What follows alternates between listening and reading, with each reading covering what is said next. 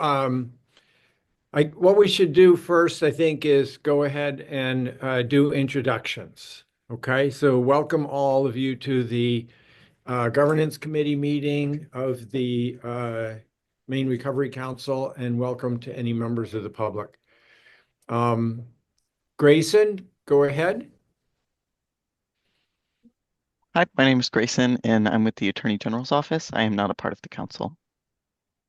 Katrina, Hi, I'm Katrina. I'm also with the Attorney General's office and not part of the council. Pat, Hi, Pat Kimball. I'm the chair of the Maine Recovery Council and welcome everyone. and next is Gordon.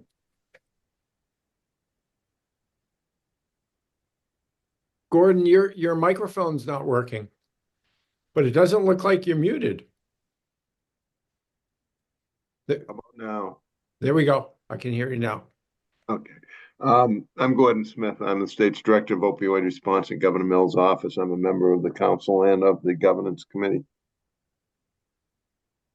Tess, Hi everyone, I'm Tess Parks. Those are my dogs in the background. I'm the policy director for Maine Recovery Action Project and a person in recovery.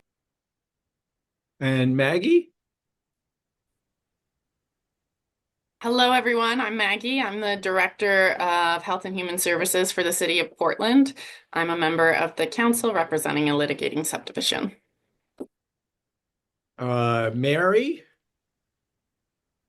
Hello, everyone. I'm Mary Coyne, and I'm the ED of the Maine Recovery Council. and Joe. Good afternoon, everyone. I'm Joe Everett, the President and CEO of the Opportunity Alliance, a member of the council, and I chair the Grants and Programs Committee, period. On all the many, many meetings. Thank you, Joe. And I'm Paul Vinsel. I'm an addiction medicine physician working with Spurwink and the Family Medicine Residency at Central Maine Medical Center. And I'm the chair of the Governance Committee. So first thing on our agenda, and this will likely take up a lot of our time, is the proposal for public input at the MRC meetings. Before we do that, Brendan had emailed me today that he is going to have a conflict for this time period for the coming forever. So he would be unable to attend these meetings at this time. So he didn't state when a good time would be. I'd like to keep it, if we can, on this fourth Friday. But at our Paul, next, yeah, I can speak to that real quick. He said not to worry about changing anything. He and I will switch out when needed for these meetings, so either he or I will be here. And anything that needs to go to him, I can relay to him. okay, great. Thank you. Yep. And Grayson had reminded me, and I had totally forgotten this, that at the last MRC meeting, I had moved the time of this meeting from 1 p.m. to noon, and I had forgotten that. Is noon a better time for everyone?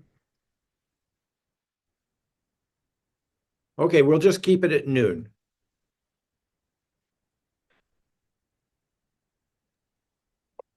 So the fourth Friday at noon. Okay, so what I'm going to do is share my screen.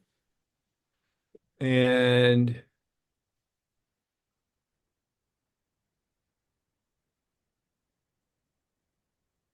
can you see my screen? I can. Can you hear Okay. me? Can you hear me, Paul? Yes, I can. Okay, because I'm getting funny messages on my speaker. So, okay, please Yeah, proceed. and I'm not seeing my screen. Um, Oh, now I can. Okay, good. All right. So this Mary and I and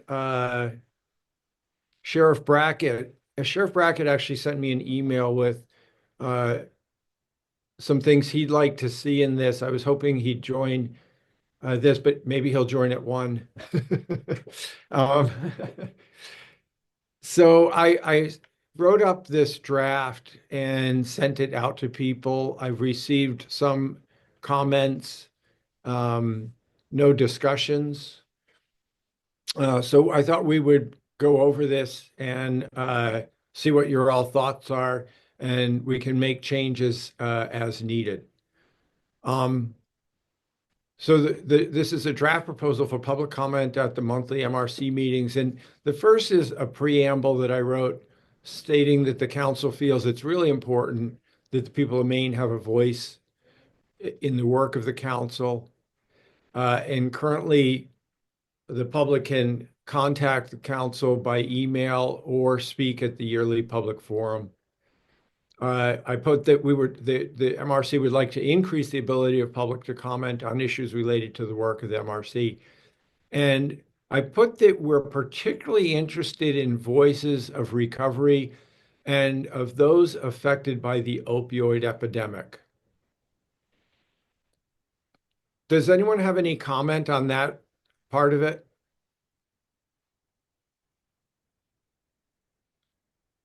Okay.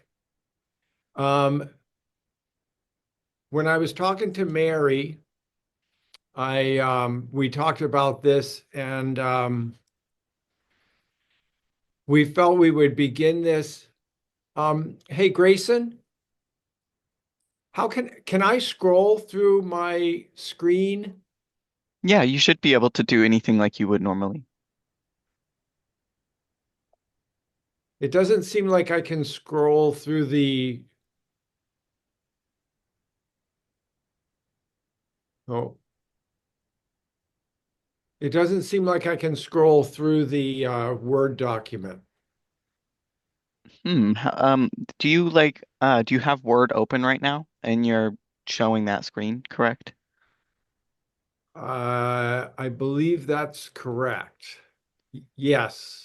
And you should be able to scroll through it then. It should be able to do anything that you Yeah, can normally. a little bit now. Oh, there we go. Oh, there Now you we go. go. Perfect. Okay. All right. Okay, good. So talking to Mary, we felt it would be best if we did not begin this until the meeting in May, as we have a lot going on in the March and April meetings. And then this would give us all time to prepare.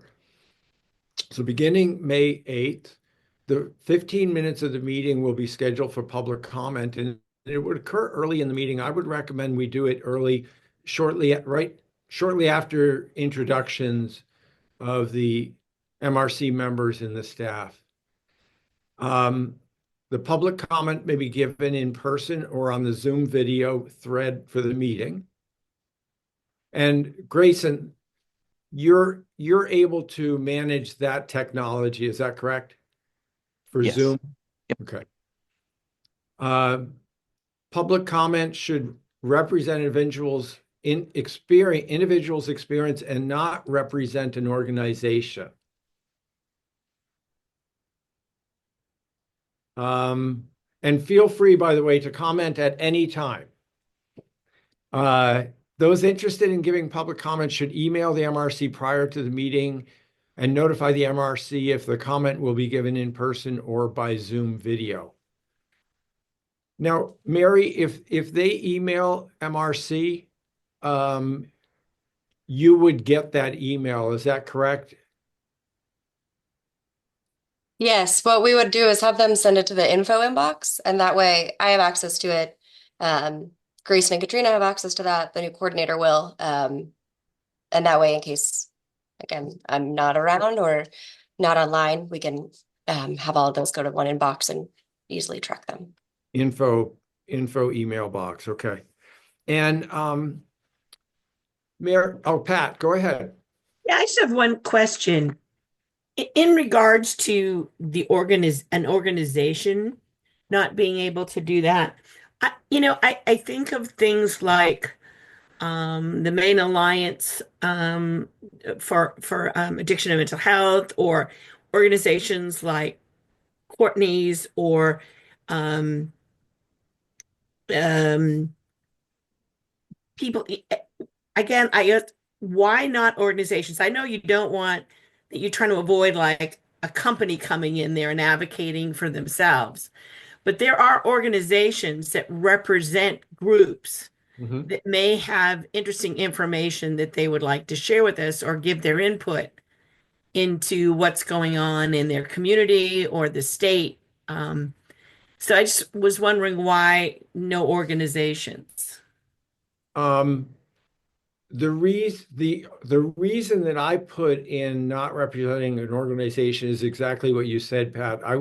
I did not want um, people to come in and kind of lobby the MRC for funding their organization or giving any special due to their organization. And I wasn't sure how I would have no problem with like an advocacy organization coming in and giving comment. Um, but I wasn't sure how to put that in wording.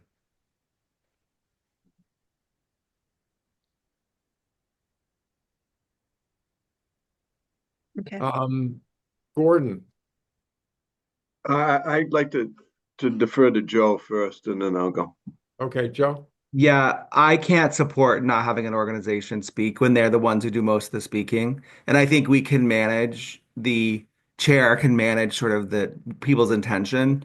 But I think if I look back over our 2 year history, like organizations have informed us.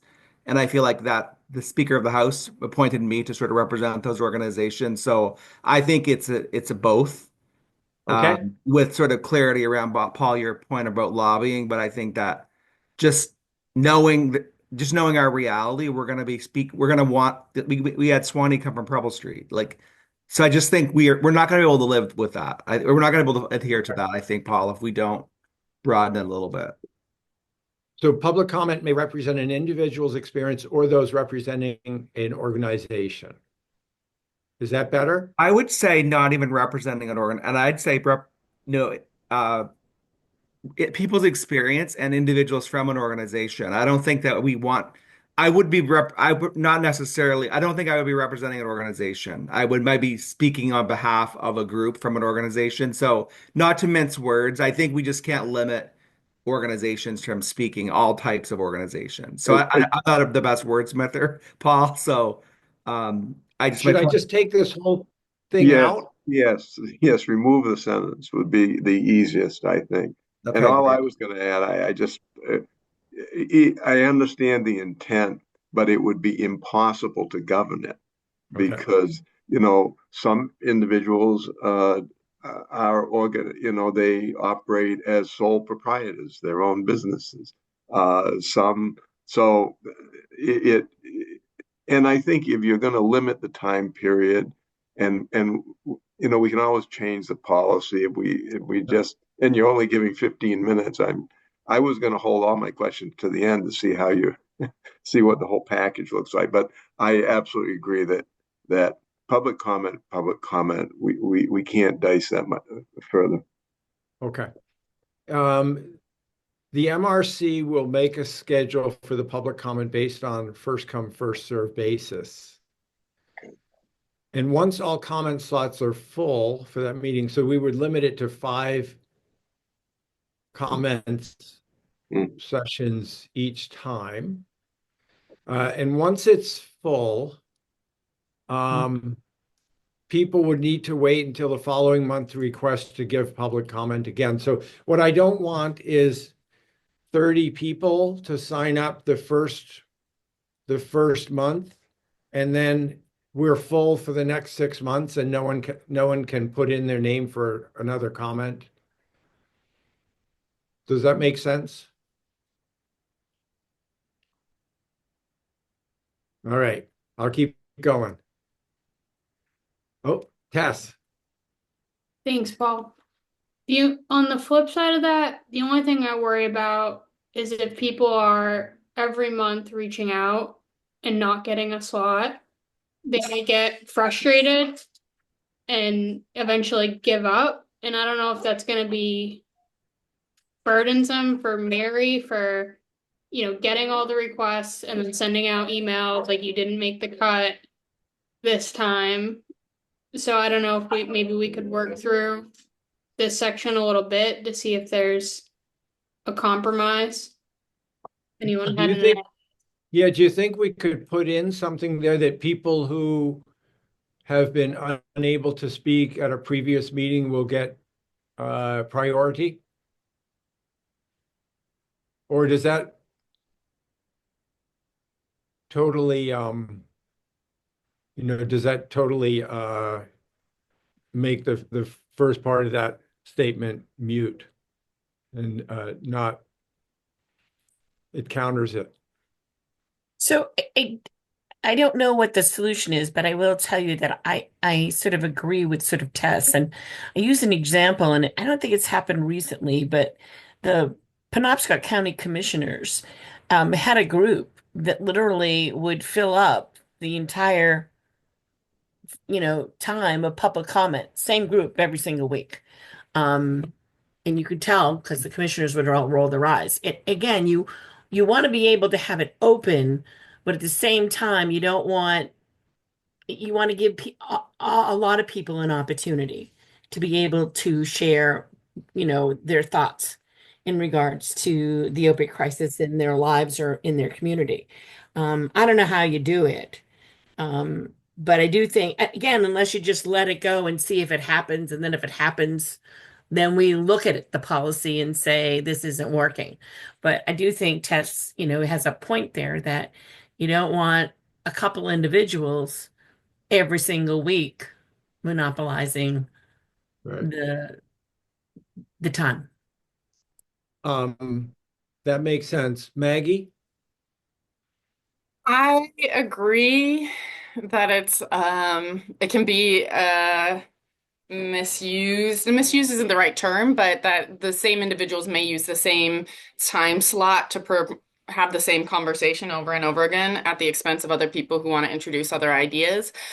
That being said, this is kind of I would like to keep it the way it is because it is as fair as we can make it in that moment. And it's important to recognize this is not the only channel by which their voices can be heard. This is just one additional channel. And so people who may have tried to get communication with the MRC before, they can submit their emails, they can submit it in written form, and we can engage that way. So I don't feel like this is silencing those voices.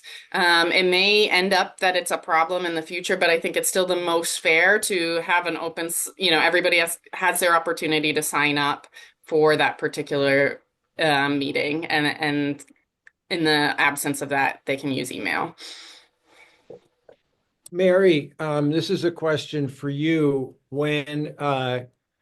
So say we have the meeting May 8th, when would you want to open up the process for people to apply to speak? That's a great question. Let me think. I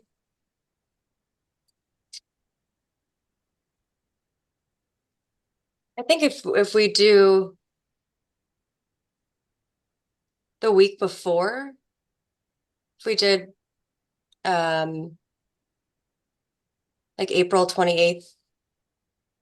Yeah, I think if we do a week or two prior to each council meeting, that sounds reasonable to me. Um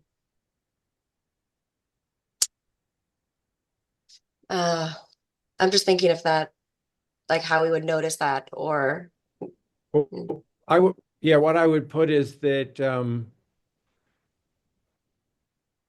requests to comment, those interested in giving public comment up here should email the MRC prior to the meeting and notify MRC if the comment will be in person or by Zoom.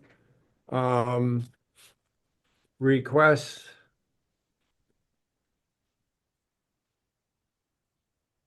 to give comment. actually, what if we did it the week of the council meeting? That way it's on people's radar. We can say that Monday through Wednesday. I'm sure we'll get emails first thing Monday morning. But I think that would The- be easier. And again, that way folks are already thinking about an upcoming meeting. We're all starting to think about the upcoming meeting. And it won't take long, to create that list.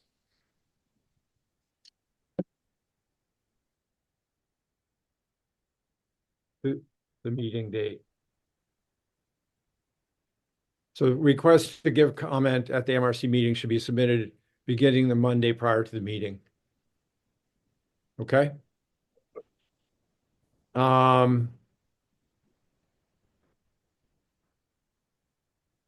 Should I just eliminate this sentence that says that, no, I think we'll keep it, MRC will make a schedule on first come, first served basis, but then once all comment slots are full, people will need to wait until the following month to request to give public comment. Should I take that sentence out? Grayson. Yeah, quickly, I just wanted to mention somebody, I think maybe Mary or you, Paul, mentioned about how to notice this, and I was wondering if you guys would want me or the coordinator when she's onboarded to send out of delivery emails asking people to sign up. We notice the meetings that way right now. One of the ways we notice it is through sending out an email to like a listserv. Um, and I'm wondering if you would like the public comment noticed that way as well. Yes, I would like it that way and also posted on the MRC website. Perfect. Thank you. Joe? So, not to throw a monkey wrench into things, but I'm still struggling with the monthly meeting that I was last time because, like, simple math, we can hear from five people. Yeah. So, would it be better to make it long? I think this is like at the heart of the matter. So, like, five people can give their comments. So that just doesn't seem. And I also think that I'm with you, Paul, at starting the meeting. I just also because at the end, I think we would run. I just don't think we could ever finish. I just don't know how that will impact how the meeting flows. And Pat, that's kind of on you, on your side of the street. But I just five people seems pretty small. 5 people is small, Joe, but I mean, I know when I gave comment to a public meeting, 3 minutes was a short amount of time, and I thought I could say what I needed to say in 3 minutes, and I Mm. wasn't able to, and I was cut short. Um, Yeah, so no, I agree. 3 minutes is standard. It's just that my thought is like, would it be better to do 30 minutes every other month and have a longer time? um, I would prefer to give the public the option to do it every month. But we certainly can look at that, and see what are other people's thoughts on that. We can, like someone already said, we can change it if it's not working. Maggie? I would lean towards every month with a smaller cohort. I recognize that it's not going to meet the need or demand, perhaps, but I think it will allow for the MRC to continue business while giving, again, like one more important way for voices to be heard. I think if we switch to every other month, that's only 6 meetings in a year where you could give public comment, and they wouldn't be able to respond to the actions we had taken. And we want this to be loosely responsive to where we're at in our own kind of process as well. So I'm for a shorter period, even though it's not ideal. Because in the end, we're still meeting the same number of people, whether we do 30 minutes in one or 15. So that's my preference. Yeah, I'd hate for someone who doesn't is not able to give comment when they want to have to wait another 2 months. Um, Then I just Pat? while I still have the floor, I just think I would just think we consider 30 minutes if even monthly. I just don't know that 15 minutes is going. But again, Paul and Gordon, I'm with you. It can be changed, but I just five people seems pretty small. But I like what's being said about monthly. Um, so anyway, I'll stop talking. Thanks. So Pat, I know you have a question. I also want to ask you a question. Um, you make the agenda for the meetings and you set that. Do you think you can accommodate 15 minutes a month? And could you accommodate 30 minutes a month? So, so here's my thought on that. I get that 15 minutes is not a lot. Five people seems a small amount. I don't want to, 3 minutes is short and you can't shorten it up. The thing is, um, how do I say this nicely? The thing is, the council right now has a lot of work to do. And to even get agenda items done in our time frame, we're watching a clock. It's a rarity we end on time. We're usually rushing things at the end. Um, and so to give up a half an hour for public comment,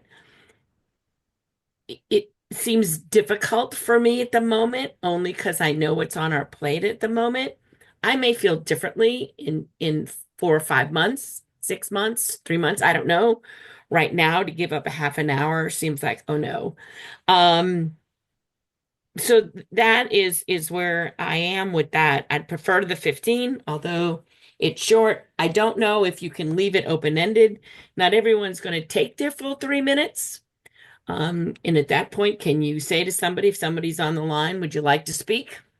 And just fill up those 15 minutes that way. I don't know. Um,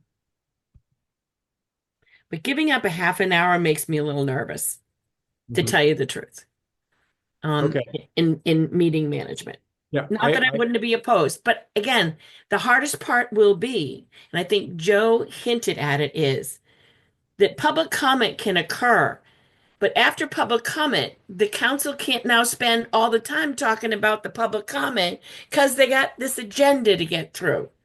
So that may be the harder part to manage is how do you get council members to say, we heard a lot of things today. Let's put it on anything you want on an agenda. We will discuss it another time, but we have to move forward. That's the trickier part. Yeah, I do address that later on in this. Gordon?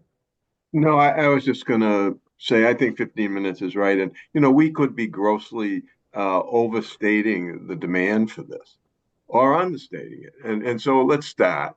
Let's Okay. start in May with 15 minutes, and we can adjust as we go along. I really can't guess. And remember that somebody that didn't get on the agenda to do that, they can send their communication to Mary, and Mary can circulate it to all of us if it's something that she feels she should. So this is not the only time that they have with us. Yeah, the only way to communicate with them. And then next up is each person giving comment will have 3 minutes to comment, and at the end of 3 minutes, the speaker will be asked to stop. Does anyone have any objection to that? And whoever's doing the timing, if they want to wait till they finish the sentence to stop them, that would be fine. That's all they get. Once they get to that period, that's it. This and then I think when that occurs, we thank the person for speaking and say, please give further comment to the MRC by email. The comments should be regarding the work of the MRC and do not necessarily need to regard items currently on the agenda of the MRC. So what I didn't want is to limit the speakers to only speaking on what is on the agenda of that meeting. I thought that would be way too limiting. I put in here, public comments during this time should not include a request for funding. Maggie? My one caveat on that one is I wonder if we can make it more specific. Public comments during this time should not include a request for funding for specific individuals or organizations, because I think it is legitimate for people to comment on us changing the focus of our funding or the intensity of our funding in certain categories. So I don't want that to be prohibited. I think that makes a lot of sense. Yep. That's a good Thanks. point, Maggie. Thank you, Maggie. All public comments should be respectful of all people and groups involved. Any use of foul language, threatening language, raising of the voice, or disrespectful language will be cause for the moderator stopping the speaker. And then here's where I addressed those making public comments should not expect an immediate response from the MRC or expect further discussion of the comment.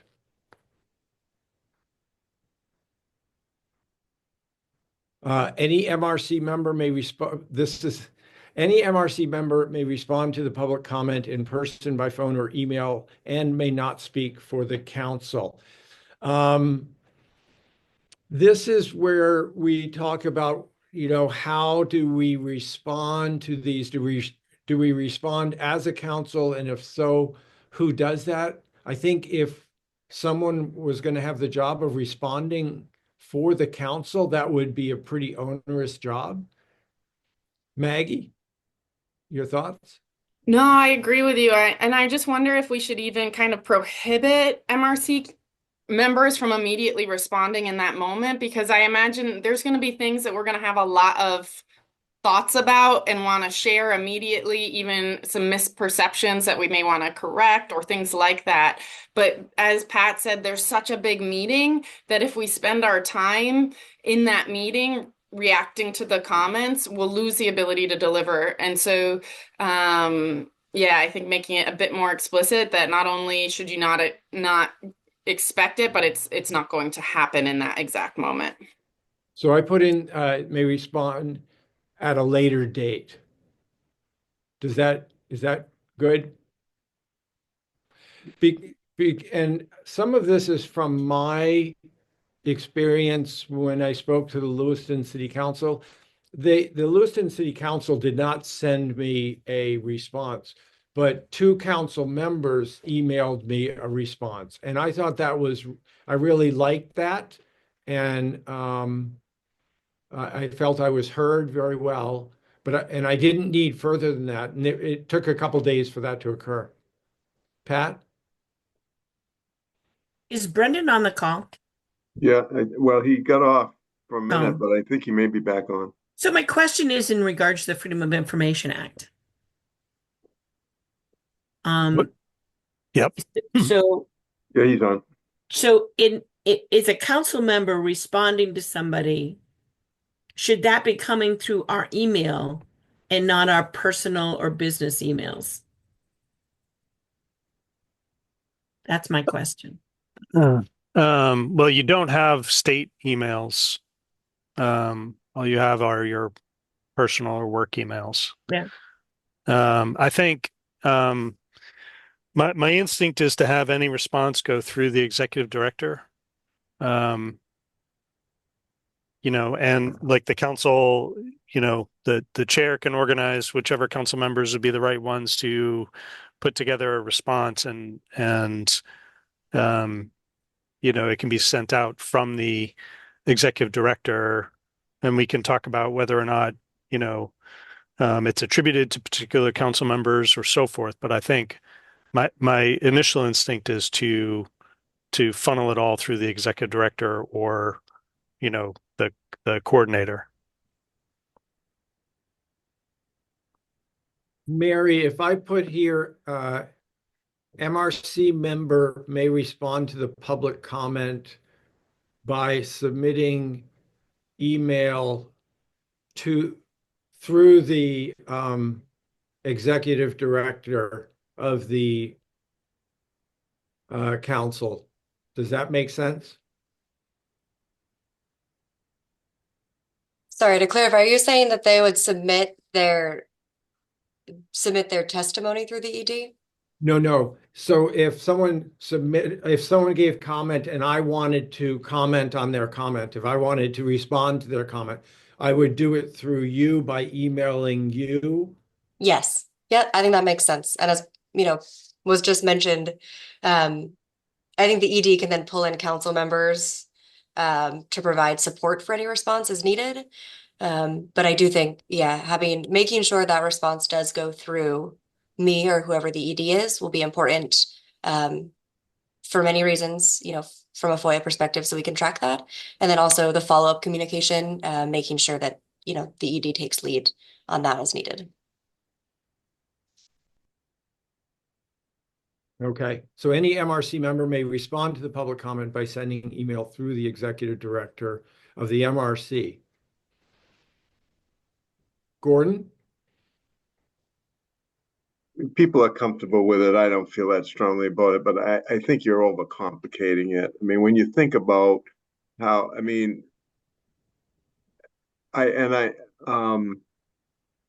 okay, so you've taken out that language about not being able to speak for the council. That goes without saying. But here's my thought. I mean, somebody comes in, attends the meeting, they give some compelling comment, they leave the meeting, Tess or I, could be anybody, walk out in the lobby, tell them how much we appreciate them coming, how compelling that testimony was. I'm not gonna do that by sending an email to Mary. I mean, I just think it's a little realistic, and that maybe we could. I mean, I don't know that we need to say anything about this. People understand nobody can speak for the council as long as the moderator, the chair, presumably, we would make very clear that this is not a time to be engaged in us responding to the public comment, but how we then relate to these individuals who may well be from our own organization. I think you're overthinking it a little, that's all. But I don't feel that's trying. Leave it there if everybody else is comfortable with it. It's a work in progress. Gordon, I could see both occurring. Certainly, Gordon, you're going to walk out and you're going to thank them and you're going to talk to them. But I think the other could occur also. And, I think you're always careful not to speak for the council or anything. So I don't want to, I think by saying that the member may respond to the public comment by sending email through the executive director doesn't mean that they can't respond in another way. It's just giving this more of an official avenue. I'm just thinking off the top of my head on this also. Brendan? Thanks, Paul. So I don't have, as most of you know, experience with other public bodies like city councils, county government, the legislature, and so forth. My instinct is that when in those circumstances, an individual member of those bodies can directly email or directly communicate with people who provide comment. But the rest of you may have experience that says otherwise with those bodies. I think my response was I was more thinking about it through the lens of who's talking on behalf of the council. If there's a response on behalf of the council, the chair or whoever decides that an individual member ought to handle the or however it works, that the council ought to provide a response. I think that should go through the executive director. And I now, so that's what I was thinking of. In terms of Gordon or Pat emailing a speaker and saying, thank you, I appreciate what you've said, or maybe I'd like to follow up or whatever. I I don't I don't think that presents a FOA concern in the sense that doesn't trigger any sort of sort of need for a public meeting. But if there is a dialogue among multiple council members and a member of the public, and by multiple, I mean two or more, I think that would need to go. I would refrain from that, and I would try to encourage that to go through the executive director. The other thing I will say is one advantage of sending comments through the executive director is it provides the council an opportunity to have those communications distributed among them if they wish. So you could, see part of like you could learn, what subsequent conversations are being had, because you all may learn something, but that may itself be just too cumbersome. You're all very busy folks, so that may just be too much.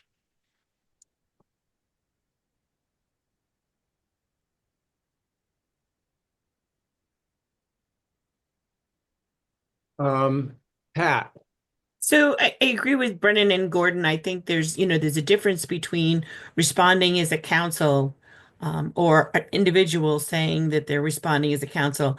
Um, but people will certainly can reach out. For instance, if through your work or everything else, you have some information that personally may help that person who is speaking today and giving them information about grants or other things, I don't have a problem with that.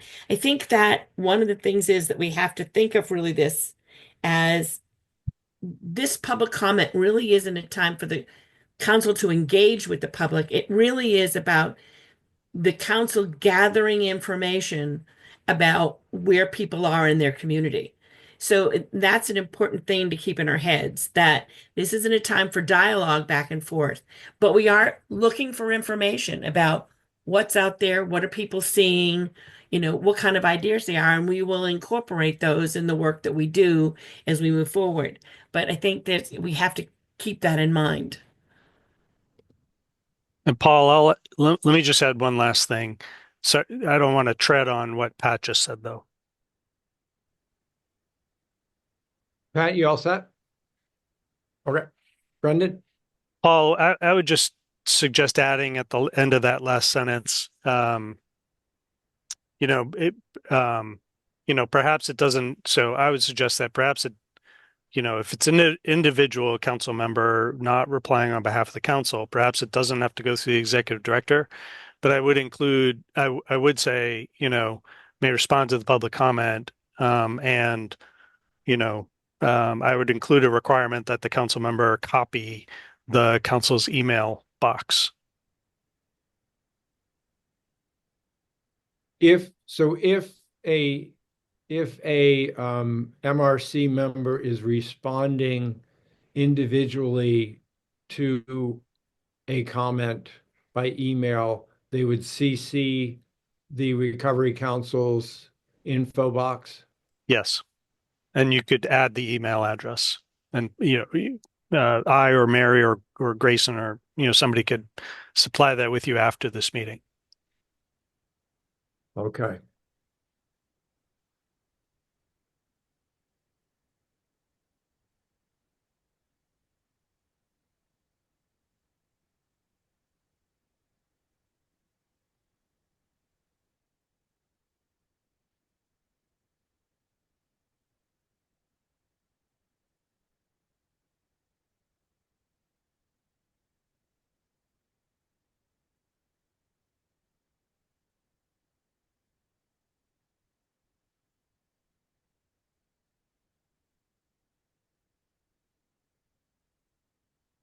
So should we go through this again and make sure what I plan to do is when we finalize this document, I plan to submit this to the MRC for their approval.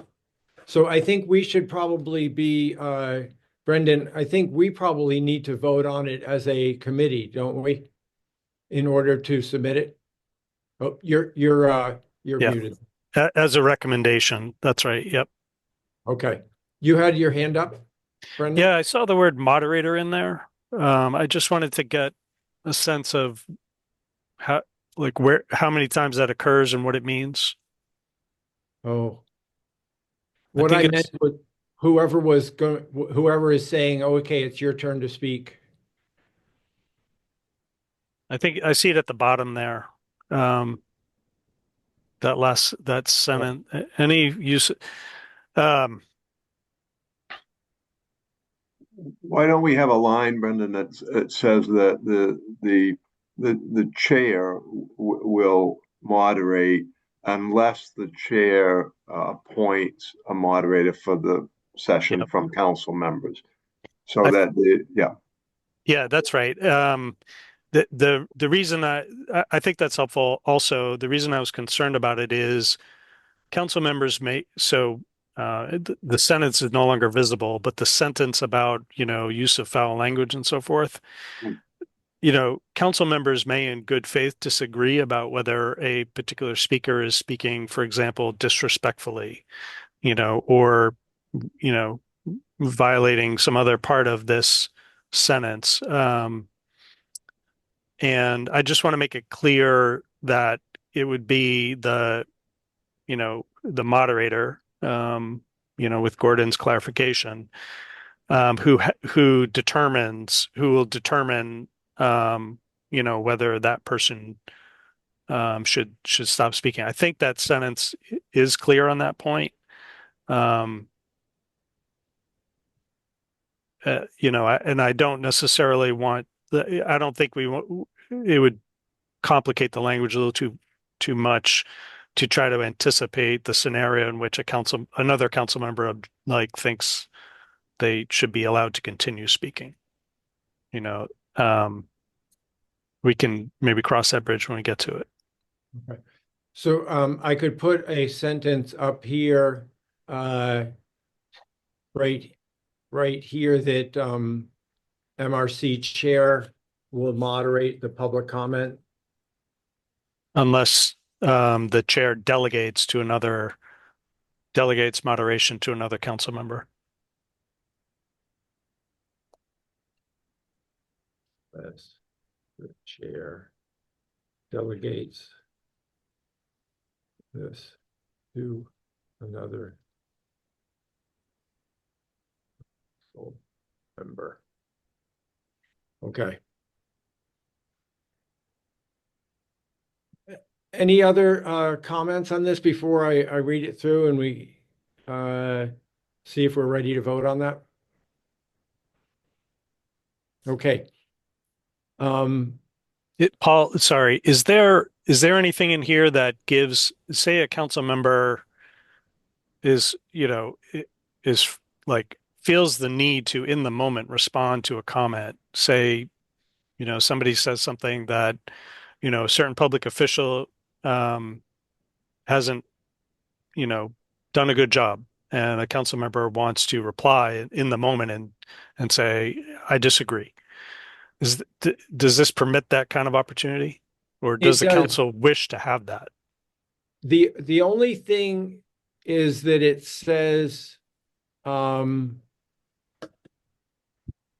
the comment should not expect an immediate response from the MRC. It does not prohibit a member of the MRC from making a comment.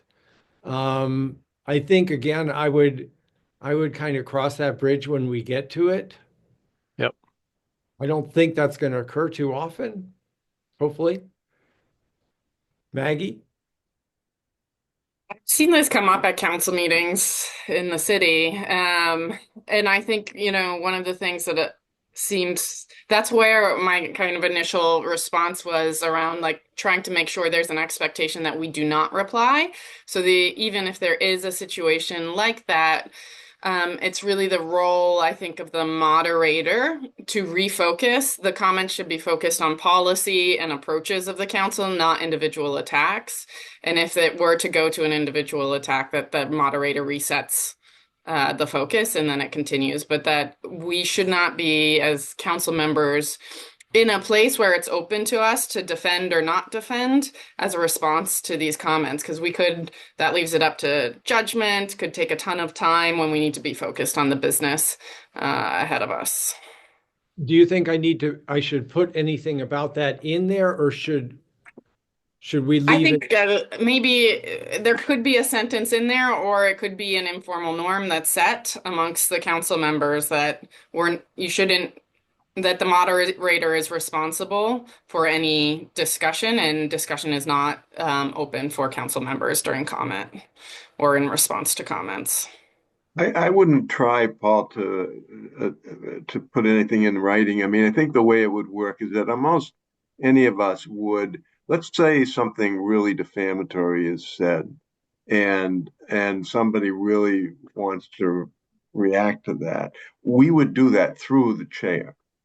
I would say, Madam Chair, you know, I'd like a moment to respond to that, or something like that. So it's hard to draft all the. I mean, you hate to even think about it, but in this, as Maggie says, she sits through those Portland City Council meetings. I mean, unfortunately, in this day and age, yeah, we probably need to think about that, but I don't think we need to put it in writing. Although Gordon, the one I like Maggie's point that it can be helpful to the council members if they if you know if they're under an expectation that they cannot respond. Yeah. If if you can come up with a sentence that captures that, as long as it's all done through the chair, um, that's the only thing I'd say. Maybe that's the way to get at it, is to draft a sentence that says that, and should any council member wish to respond, that response must be addressed through the chair. I'm thinking back to the last public comment session we had in December, where someone made a pretty derogatory comment to me. But I wasn't inclined to address that in any way.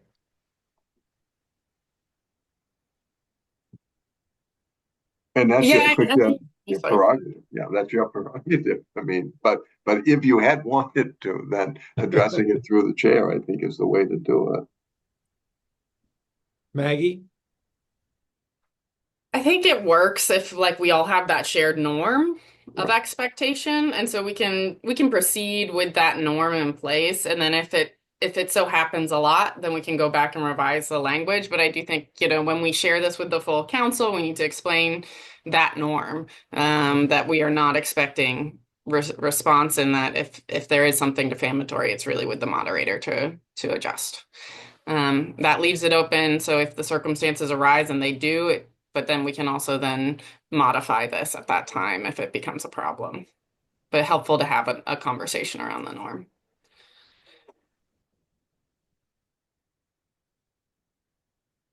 Yeah. So when we present this to the council, I will state that. I'll put that down here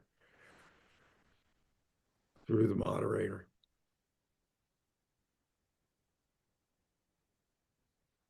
Any other thoughts? Great discussion, by the way. Okay. The Maine Recovery Council feels it's important that the people of Maine have a voice in the work of the council. Currently, those interested may contact the MRC by email or speak at the yearly public forum. MRC would like to increase the ability of the public to comment on issues related to the work of the MRC. MRC is particularly interested in voices of recovery and those affected by the opioid epidemic. Beginning at the MRC meeting May 8th, 15 minutes of the meeting will be scheduled for public comment. This will occur. The reason I wanted to have it early is that people who are coming in a hurry, I didn't want them to have to wait through our whole 3-hour meeting to give comment. MRC will moderate public comment unless the chair MRC chair. Chair, you need to add chair there. Yeah. This is why I'm reading it out loud. Oops. Will moderate public comment unless the chair delegates this to another council member. Public comment may be given in person or on the Zoom video thread for the meeting. Those interested in giving public comment should email the MRC prior to the meeting and notify MRC if the comment will be given in person or by Zoom video. Requests to give comment at MRC meetings should be submitted beginning the Monday prior to the meeting. MRC will make a schedule for the public comment based on first come, first served basis. Once all comment slots are full, people will need to wait until the following month to request to give public comment. Requests for public comment will not carry over to the subsequent MRC meeting. Each person giving comment will have 3 minutes to comment. At the end of 3 minutes, speaker will be asked to stop. Speaker may give further comment to the MRC by email. Comments should be regarding the work of the MRC and do not necessarily need to regard items currently on the agenda of the MRC. Public comments during this time should not include a request for funding for specific individuals or organizations.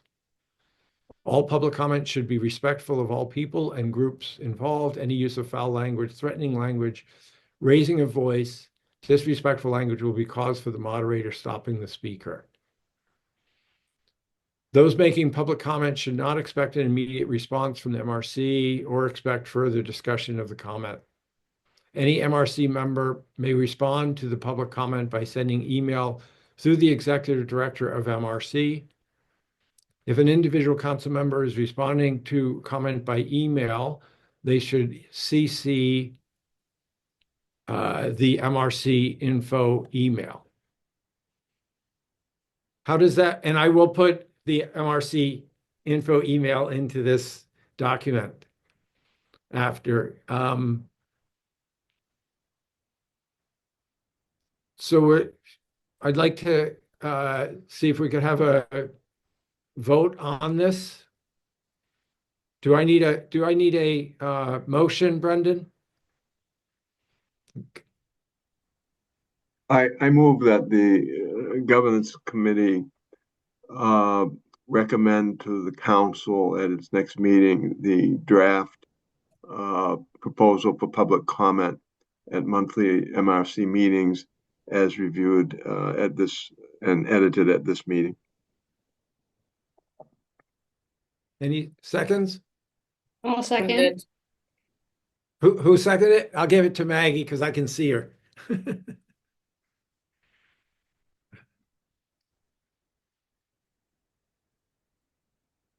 Okay.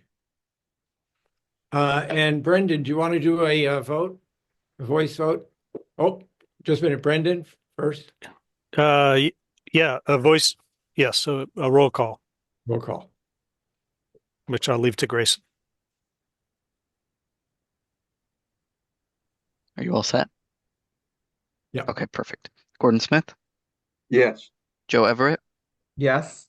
Maggie McLaughlin, Yes. Pat Kimball, Yes. Paul Vinsel, Yes. Tess Parks. Yes. Thank you. Okay. Well, that brings us to the end time for the meeting. Before we break, let me stop sharing. Thank you very much for everyone for the excellent discussion. I look forward to recommending this to the MRC, and hopefully it will start in May. And I really look forward to seeing that.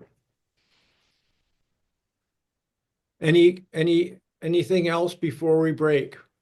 No, nice job. And thank you. And please thank Todd for his input that he gave you on this. Thank you. Okay, yeah, I will. Brendan? Thanks. Paul, for the next meeting, I want to recommend that the committee consider an amendment to the bylaws article section 1.3 regarding the clerk, which currently says the clerk should be an attorney or employee of the Maine Attorney General's office.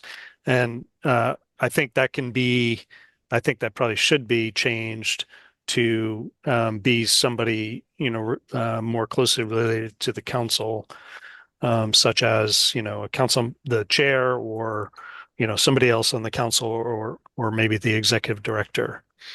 That requirement is linked to a statute, which is Title 5, Section 12007, for anybody who wants to look at it. But I want to suggest that the committee consider that the next time. Okay, Brendan, would you do me a favor and can you email that to me so I can research it a little bit? Absolutely. So I can be prepared for that. Thank you. All right, everyone. It was great to see everyone, and you all have a great Friday. Have a great weekend. Bye-bye. Thank you. You too. Thanks, Paul. Thank you, Bye. everyone.